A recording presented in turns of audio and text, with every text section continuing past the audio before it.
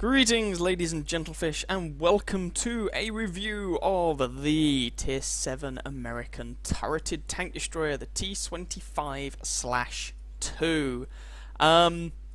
Yeah, I would usually start off with a bit of historical bunkum on this thing, but despite the fact that Wargaming claims this was a blueprint to put a new turret and a 90mm gun onto the T23 medium tank, I can't find any reference to this machine that is not related to wargaming, so whilst I appreciate my research has not been the most thorough in the world, do bear that in mind.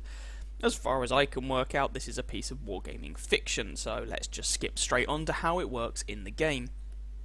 What do you get with this thing?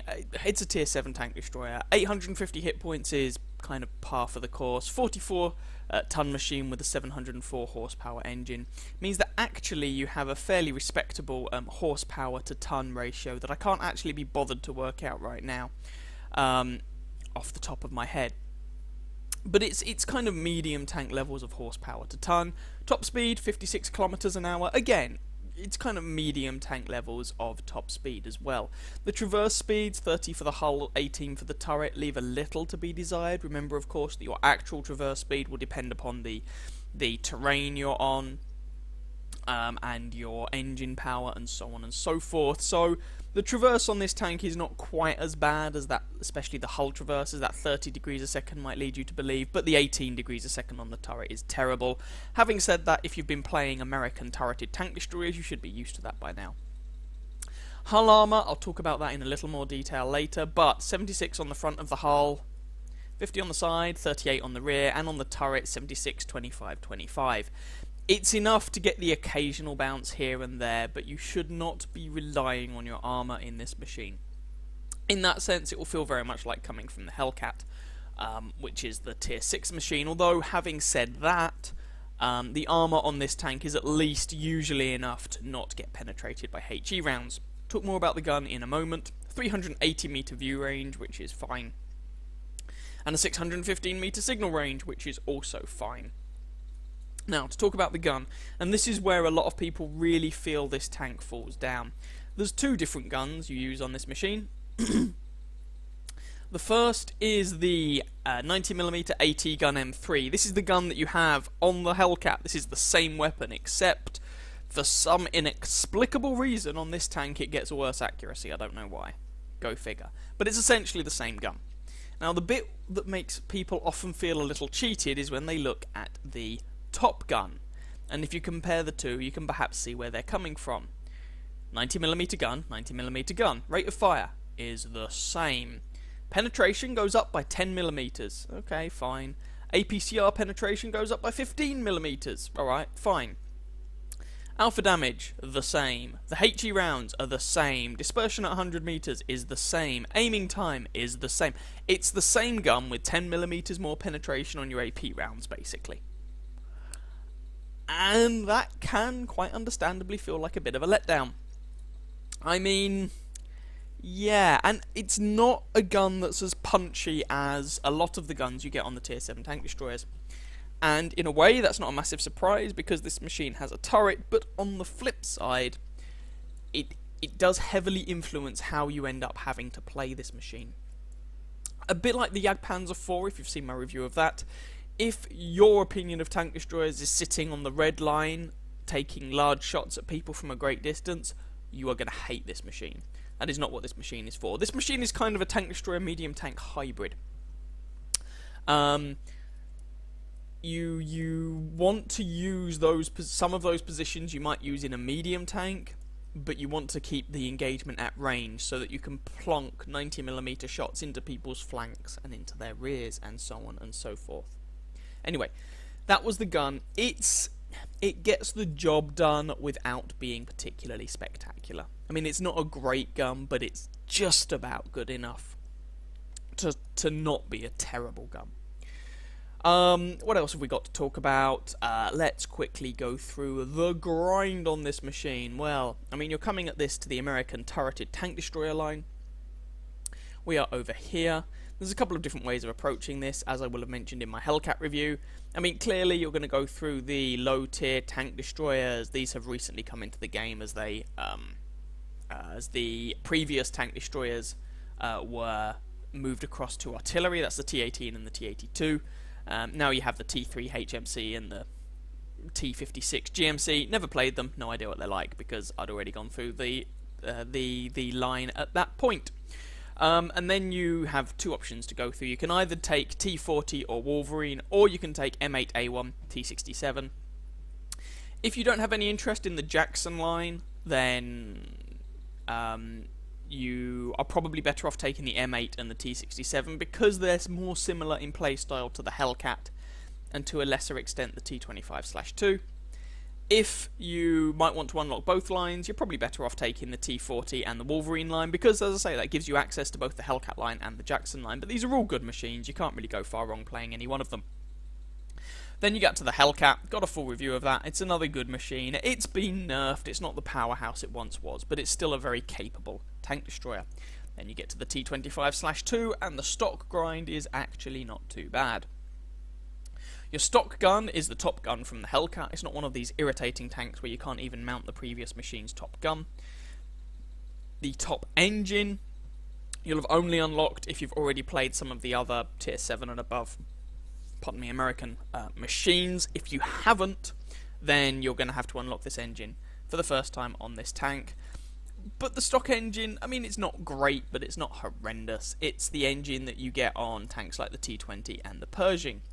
Annoyingly, oh no, it's actually more horsepower than the Hellcat engine. Never mind, ignore what I was about to say. The top radio, you can have unlocked on a whole bunch of different machines, so you should have that already. So basically, your grind involves the top engine, the suspension, the turret, and the gun. Personally, I would prioritise the suspension and the engine because as I mentioned before, the difference between the stock gun and the top gun is kind of minimal. And so you don't need to prioritise that. You're going to be looking at just try and bump up the mobility first. That would be my advice. But it's not a particularly painful stock grind. And really the most notable thing about the grind is how similar the Elyted machine is to its stock configuration. There's very little difference between the two. Or very little meaningful difference. That's the grind. What about equipment, crew skills, and all of that jazz? Well, equipment, I don't have my crew here to show you because they're currently sitting in the T28 prototype. But it depends, with regard to crew skills, it depends whether you think you might want to keep this machine or whether you think you're just going to move them up to the prototype. Sixth sense on your commander is a good idea. Safe stowage on your loader is also not a terrible idea. As for the others, if you're just going to move them up to the prototype afterwards, repairs. If you're going to keep them, if you think you might keep this machine, not very many people do, but if you think you might, then camo is probably the better way to go. Equipment and consumables then, I've just got your standard 3 consumables here. You could take large versions of those. You could take a case of cola. I didn't notice any particular problems with fire. You could also take one of the fuels because it improves your traverse speed, so that would also be a viable option. With regard to equipment, I think it's a pretty simple choice. I would recommend gun rammer, either coated optics or binocular telescopes, and then a camo net, I think. The aim time on the gun's already pretty good. As you've got a turret, you don't need to adjust the hull each time you need to reacquire your shot. So you can take a camo net and binos, and you don't have to move between shots, so you can keep those bonuses. So I'd probably say your standard equipment of gun rammer, binos, camo net, but if you don't like the binos, 380 meter view range isn't too bad. You could always use coated optics instead. It counts as an open-topped machine, so you can't use vents, much like the Jackson has a similar looking turret, but again, it counts as an open-topped machine. You can't use vents. And talking about the Jackson, that's kind of how you end up playing the T25/2. It's relatively mobile, but it's not as quick as the Hellcat. In terms of mobility, it's got much more in common with the Jackson than it does the Hellcat. It just doesn't have quite the same armor as the Jackson, and it's a tier higher. This is not a very popular machine, and it's quite easy to see why. The gun is a bit lackluster. The armor's terrible. I mean, it doesn't really look like an upgrade over the tier 6 turreted TDs that the Americans get. But part of me thinks that says more to the strengths of the Jackson and the Hellcat than it does to weaknesses on the T25/2. I've found it to be a perfectly adequate machine, personally. And hopefully you'll see that in the gameplay that I've got to show you. But before we move on to that, I'm just going to show you the armor scheme and, module locations, all the standard jazz. So here we go, going to have a look at the T25/2's armor model. Just before I do, I will mention that this is an American tank. It gets 10 degrees of gun depression, woohoo! And you want to use that 10 degrees of gun depression. Now, the armor. The rear armor's trash. Not that anyone really cares, but the rear armor is utter trash. Artillery will also wreck you. The side armor is also not very good. In fact, it's even less good right at the back. Side of the turret, also trash. HE rounds can and will penetrate you here. Your only armor is on the front, and even then it's rather, it's not great. 76mm, angled back at like 30-40 odd degrees, giving you 95 effective armor on the upper front plate. There's a weak spot over here, which corresponds, I believe, to the, no. Oh, no, it doesn't have the option. Oh, wait. Oh, they've changed it. There we go. No. There we are. So it corresponds to this machine gun port here, that weak spot. Sorry about faffing around there. They've changed this website since I last used it. So that is a bit of a weak spot. The lower front plate is also technically slightly weak, but frankly this whole thing's weak. In order to really get bounces with this, you want to be using your gun depression, you want to be putting as much angle on it as possible, and even then, the only way you're really going to bounce is if you're shot by a light tank or something. Or a low tier medium. Turret, well, you've still got this 25 odd armor coming around from the side, but there are some places on this turret that will bounce stuff. I mean, you've got 100 odd armor above the gun mantlet here. In the gun mantlet, some of it jumps up to 170 odd, and just below the turret, just below the gun mantlet, there are regions of 600mm, which is kind of amusing. This little cover is, to the best of my knowledge, not a hitbox, so don't shoot this. You are just wasting your time. So, having talked about the armor, let's go and have a quick look at the module locations. From the front, there's nothing particularly exciting here. You've got crew members here, there's your driver, you've got crew members here, that's your radio operator or something. From the side is where things kind of start to pick up. You've got your standard rear fuel tank and all that jazz, but you have two ammo racks to be aware of. One is in that pronounced kind of rear section of your turret. That's an ammo rack. There's also one underneath the turret in the hull, just here. So be a little bit careful about people who have side shots onto you, ammo racking you. From the rear of the tank, engine at the back, nothing surprising. Again, that ammo rack at the rear of the turret is something to be wary of. From the other side of the tank, you've got the fuel tanks back here. You've also got engines, so shots in the rear here, and this is the same from the other side, can damage fuel tanks and damage engine, and fire is a distinct possibility. And again, you've got this ammo rack, and clearly you've got people sitting up in the turret. And from the top, again, ammo rack. Yeah, it's quite a prominent ammo rack, so I would recommend safe storage on this machine. Right, here we are, top tier.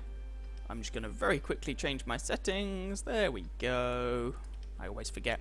Top tier, here on Corellia. This is a standard game on Corellia. It hasn't registered that I turned on. Never mind, whatever. Top tier on Corellia, like I said, standard game. And in this sort of matchmaking, the kind of lackluster penetration on the gun isn't a massive problem. Now, after I've finished colliding with a Nashorn that was actually a Hummel, because I'm blind and I can't see these things, you can see that this thing is capable of getting up to, some vaguely respectable speeds. We're doing like 35, 40, 45 along here. It's not lightning fast, and if you're used to the Hellcat, you're going to be a little disappointed, but it's and there you can see the dodgy traverse speed, but it's not completely terrible. It's if you can get up to top speed as I can there going downhill, you're fast enough to relocate. which is one of the main things you want. Coming over here to try and support these guys, pushing through the valley. Got a shot on a KV2, managed to take a good chunk of health off him, and you can see here the pretty good aiming time. I just didn't reload quite in time to be able to pull a shot off on those guys. I don't have Sixth Sense at the time I'm playing this game, so I'm not hanging around to see if I've been spotted, because the only way I'm going to find out is with my face. I'm just assuming that I'm spotted and I'm pulling back. So I'm not really going to be making use of the binos and camo net here, but there we go. Had a shot on the T25, the AMX-12T, but wasn't quite able to pull it off in time. And you can see here that despite the fact that this thing, I said this thing kind of plays a bit like a cross between a medium tank and a tank destroyer, you do really want to play it from range if you can. It's not a brawler, so do just bear that in mind. AMX-12T appears to be a little on his lonesome. Oh, there we go. The friends have now popped up. T34, and try and put a shot into him before he backs off, but my shot just dives into the dirt. The accuracy on this gun, as I mentioned in the garage, is okay. But it's not actually fantastic, and in fact, it's actually worse than the accuracy, and by accuracy I mean the fully aimed accuracy. It's worse than that was on the Hellcat at tier 6. But the flip side is that you do get better aiming stats. The Hellcat's bloom values are pretty shoddy, and they're far better on the T25 too, which, as it's not a stat that gets advertised in the garage, is something that is often overlooked by a lot of people, so this gun aims a lot faster. T43, low damage roll, but we put it into him. And I'm not using a rammer at this point, or anything like that. This is grinding equipment. Why is there a Panzer 1 here? I have no idea. He was platooned up with an 82. Congratulations. That thing doesn't even get tier 3 games on its own. Oh well. So this is just the raw reload time, if you will. No brothers in arms, no rammer, no vents, where you can't even mount vents, nothing like that. And now, T43 is a 3-shot for me. I have the alpha damage advantage. He's looking my way, but he's trying to point his gun over the back of the tank, and he doesn't have the gun depression to shoot me. So there's one shot for free. I might take a shot with the second, but I don't. And I should be able to finish him off with shot number 3, unless someone else does it for me. And I take a shot for my trouble that time. Felt like he was firing HG. But we polish him off. Scoreline is 6-3. And that's our second kill, of course, as we took down that little Panzer 1. There's a tier 5 Death Toaster away in the background. I put one shot in, and our VK finishes him off.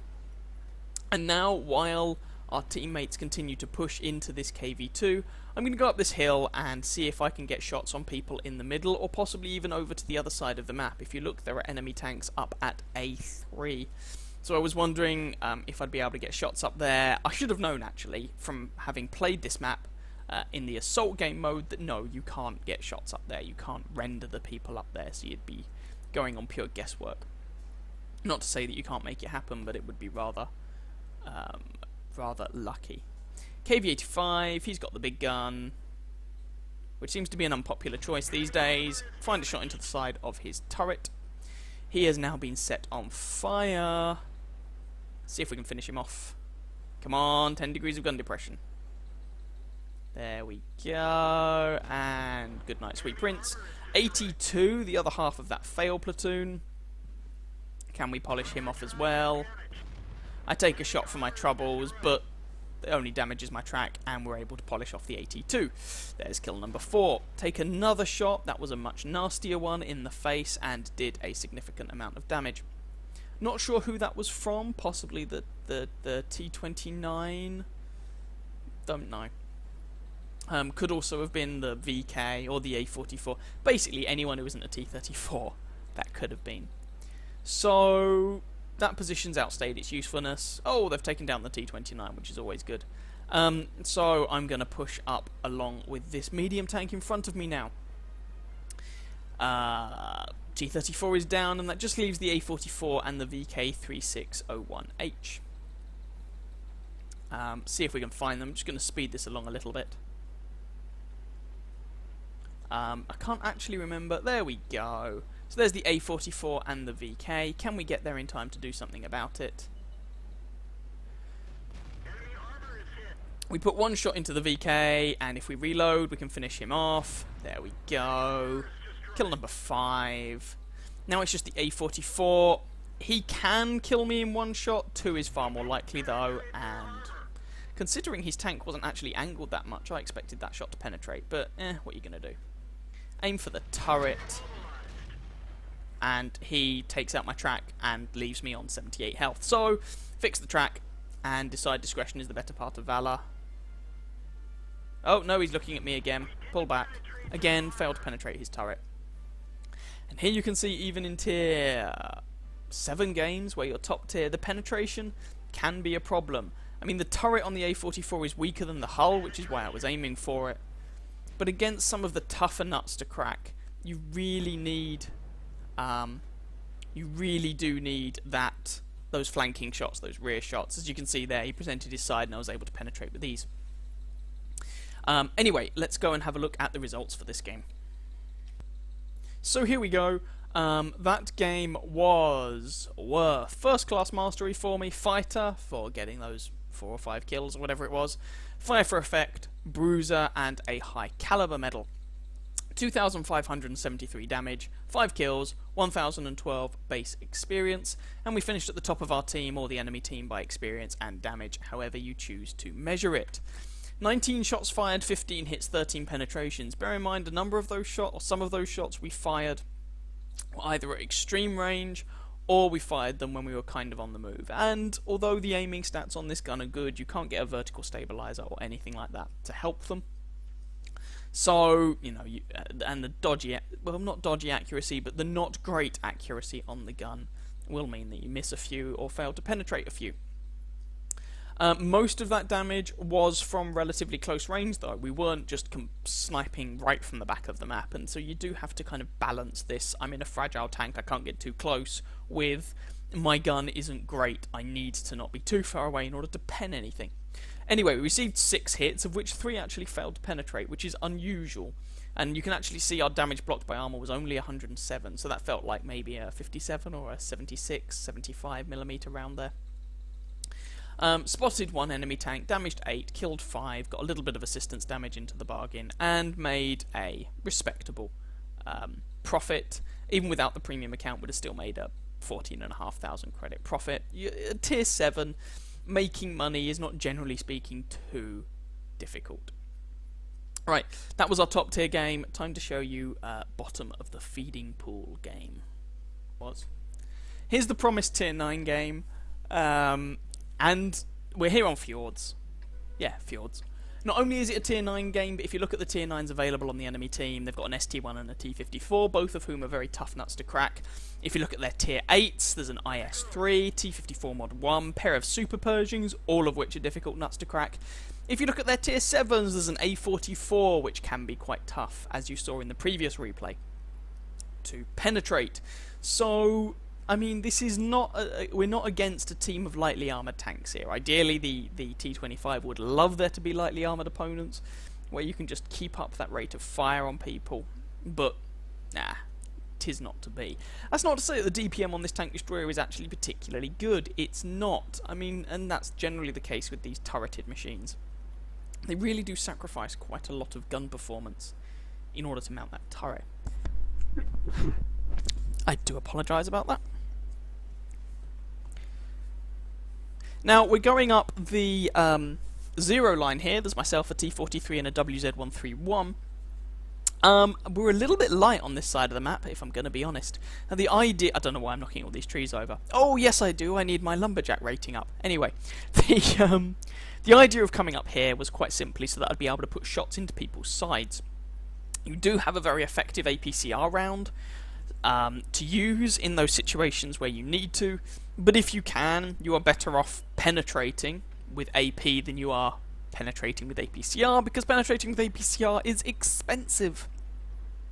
So if you can put flanking shots into people, rear shots into people, that's really what you want to be doing. And I'm not going to fire a single round of APCR in this game. In fact, despite the fact that you can see I've got 10 of them, I don't remember actually firing much APCR with this tank while I played it, and I'm not firing any in the 2 games that I'm showing you. Anyway, we've lost our WZ-131 friend, but we nailed their T25/2. That M53 artillery piece has been spotted up at A5. He's the guy who finished off the WZ. There's also a Bulldog out there, which we have to be a little careful of. You know, he has potentially a magazine that does 1,500 average damage, assuming he penetrates all his shots. And that is about twice the amount of health that we have. So I just decided to take a blind shot there in the direction of the M41 Walker Bulldog. You can see where he was last spotted. I was a little bit off with my estimate, but now that our T43 is going for it, I guess, I'm seeing if I can put some shots into this Bulldog to help keep that T43 alive. As it is, I put certainly one shot in. I don't know about the rest. It seems the enemy's team is fairly light on this side of the map. Our T43 really has gone for it, and it looks like he might pay for that. Trying to come over here to save him, but not quite fast enough. Need to be very careful of that Bulldog. Managed to nail that M53 though, which is a very valuable kill because screw that artillery piece. It is a horrendously powerful machine. And that is their only artillery. So there's that. Now, the Walker Bulldog, I don't know if he's reloading now or not. I just decided to go for it. It looks like he decided to reload. I ram him because he needs to, I wanted him to die as soon as possible. Repair my track in order to turn the gun round and shoot him, and there we go, there's kill number 2. The logic there was that he needed to die, and I basically gambled that he was reloading. It actually looked like he might have been using the single shotgun and not the autoloader, but it's always worth assuming that a tank is using the nastier gun, and I think it's safe to say that that autoloader is the nastier gun. E25, how dumb is he going to be? Answer is very. I'm pretty sure he'd have spotted me by then, maybe I'm wrong, but either way, that's kill number 3. Now, you can see that I'm not here engaging the tier 8 and 9 tanks. I'm here engaging the more lightly armoured opponents. There was a Bulldog, there was an artillery piece, there's that E25, and you could say, oh well, you're lucky. You know, if you had to fight the Super Pershings and the ST1, that could be problematic. And partly, you're right, yeah, I was a little bit lucky, but also, I specifically at the beginning took a route and took up a position on this map that meant that I would probably not have to face those big guys. That was, and that one bounced because screw you, that was entirely intentional on my part. So yeah, you could say it's partly luck, but yeah, fine, but it's also part judgment. And there's a very lucky bounce from the A44. Making sure I can shoot into the side of his hull. There we go. He puts one more shot into me and I'm going to beat his reload. And there we go. He's dead. Kill number 4. There's only 2 of them left. This Super Pershing and this ST1. So that's really what you want to do. I perhaps took a bit of unnecessary damage there, by the way, but never mind. With this tank, and this is true with any tank when you're bottom tier, you want to put yourself in a position where you don't have to face the enemy's big guys. You know, you want to face their little guys. You want to face the ones that you can actually hit and penetrate and do damage to. It's not your job to penetrate an ST1 frontally. Yeah, sure, if you aim for the lower plate and if you load APCR, you can do it. But it's not your job to do that. And so don't put yourself in a position where you're probably going to have to do that. Instead, try and put yourself in a position where you're only going to have to face the lighter opponents, and there we go, you can rack up a nice amount of damage and get 4 kills. So, let's go and have a look at the results. And there we go. First class mastery, fighter, duelist, fire for effect. It wasn't a particularly spectacular game, but it was still worth a first class mastery. If you look at the tanks we damaged, we put a lot of damage into actually 3 of them were tier 7. Only 1 of them was tier 9. But most of our shots were at fairly close range. I mean, and we ended up doing 1,840 damage and got 4 kills, finished 3rd on our team. So yeah, we managed to do a very respectable amount considering we were a tier 7 tank destroyer in a tier 9 game. 11 shots fired, 9 hits, 8 pens. Didn't fire any APCRs. That was all good old-fashioned armor piercing. For that damage count, we didn't have much health at the end of the game. And we made a 21 1,500 credit profit. With a standard account, it would have been a 12,000 credit profit. So not as much as the previous game, but we didn't do as much damage as the previous game, so that shouldn't come as a surprise. And we made a respectable amount of experience. So, yeah. It ended up being a fairly decent game overall, even though it didn't look spectacular. And even though there were tier 8s and 9s floating around. So just because you're bottom tier doesn't mean you can't do anything. Anyway, let's jump back into the garage and polish things off. So what do I think of this machine overall? Well, as I've already hinted at, it's alright. I mean, there's no one feature of this machine that you look at and go, oh my god, that's amazing. I mean, the gun depression's good, but you kind of come to expect that on American machines. And there's several bits of it that you can look at and think, oh, that's a bit dubious. But in my opinion, as an overall package, the T25/2 is fine. It gets the job done. It's not exciting, but it's competent, just about.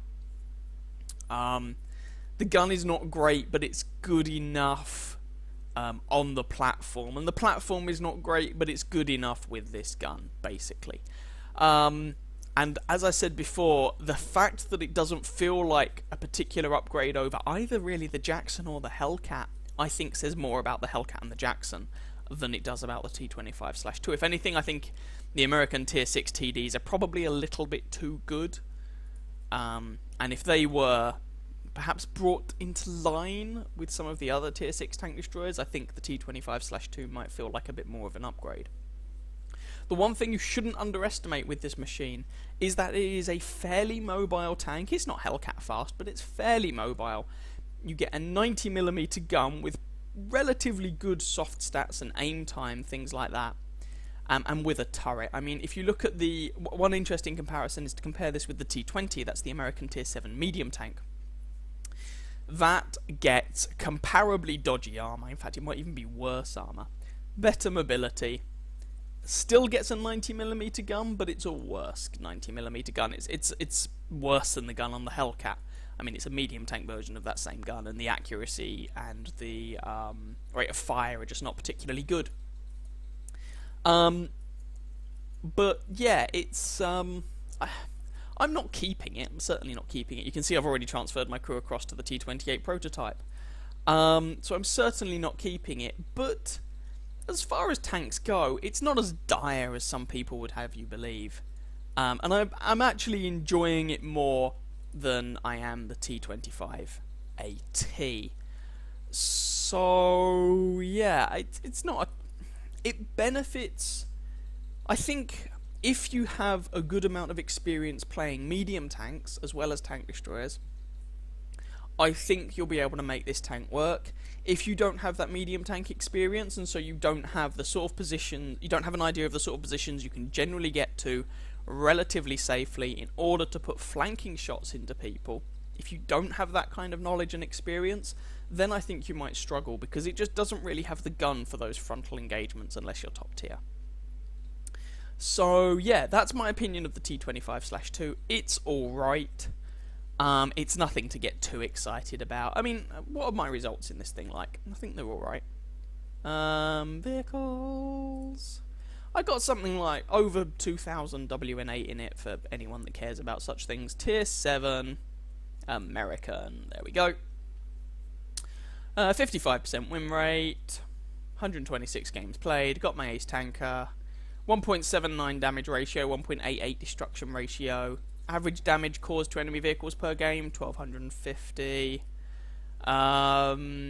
Yeah. It's they're fairly respectable stats. To go with a fairly respectable machine, yeah, it's okay. But it's not great. It's very difficult to think of who would actually keep this machine, but by the same token, I think providing you have that medium tank experience, as I said, then it's not too painful a tank to play. And it's actually, especially for people who maybe don't usually like tank destroyers, the American turreted tank destroyers can be a bit of a break and can be something you might actually enjoy, and the T25/2 does continue that. Does have that going for it. So there we go. The T25/2. short version, it's alright. I hope you guys enjoyed that review. If you did, please feel free to catch some of my other videos and or subscribe to my channel, and I wish you very happy hunting on that battlefield. Ciao, ciao.